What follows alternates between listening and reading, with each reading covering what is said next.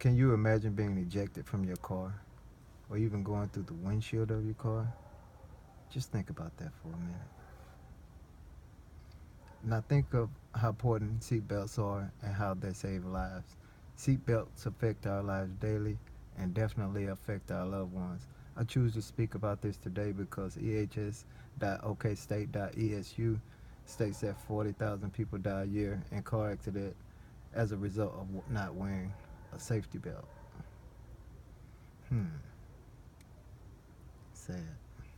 Being an advocate on safety, I feel I am a subject matter expert in this area, and that makes me qualified to talk about this subject. The purpose of my speech is to convince everyone the importance of wearing safety belts.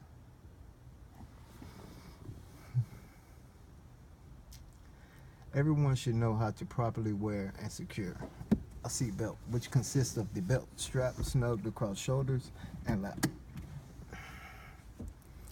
Death has no age. It is important for all age groups to buckle up. According to traffic safety facts, statistics show that teens between the ages of 13 and 20 died in accidents, and 55% were not using seatbelts. Young teens are usually involved in crashes, and that is why it is so important for them as drivers to be safe at all times. Gotta save our teens.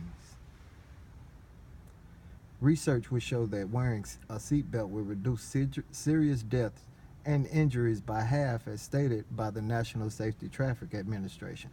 From 1975 to 2012, Traffic Safety Fact reports that out of 304,679, the seatbelt saved a total of 12,174 lives. For the same year, it reported that out of 10,157 people who used child restraints, it saved 284 lives. Vehicles have airbags that provide an extra layer of safety, but they are not a substitute for wearing seat belts. As Traffic Safety Fact says, it only saved 2,000 out of 36,000 lives. That's something to think about, ain't it, fellas? Women.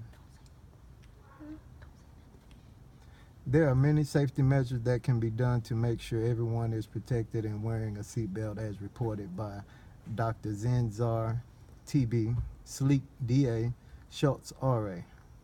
Denzar TB, Sleek DA, Schultz RA states that law officials need to make sure that everyone in the car is buckled up and not just the people in the front seat. Also, if all parties are not, ticket the driver. Ensure toddlers and infants are buckled in proper car seats and boosters and facing the correct direction. No child under the age of 12 should sit in the front seat. They are too young to sustain the deployment of the airbag if something should happen. Always check to make sure seat belts are not faulty and in working order, which can be done by having regular car inspections or just inspecting them every time you get in. I mean, you could just look at them. There are many safety measures that can be done to make sure everyone is protected and wearing a seatbelt. As reported by Dr. Zing, just wear your seatbelts. Finally, let's discuss reinforcing the seatbelt law. According to exchangeaaa.com, just in traffic accidents, it has cost approximately $230 billion in medical expenses and property damage. If a person is stopped and caught without wearing a seatbelt, they are generally issued a citation. I think we need to start holding people more accountable for their actions. They are not realizing the seriousness of not wearing your seatbelt. It could actually mean you saving a life. Really. The purpose of my speech today has been to convince everyone the importance of wearing seatbelts. Everybody has to wear them, and it's against the law if you don't. Everyone should know how to properly wear and secure a seatbelt, which consists of the belt strap snugged across the shoulders and lap. I mean, that's easy. Being an advocate on safety, I feel I am a subject matter expert in this area. That makes me qualified to talk about this subject.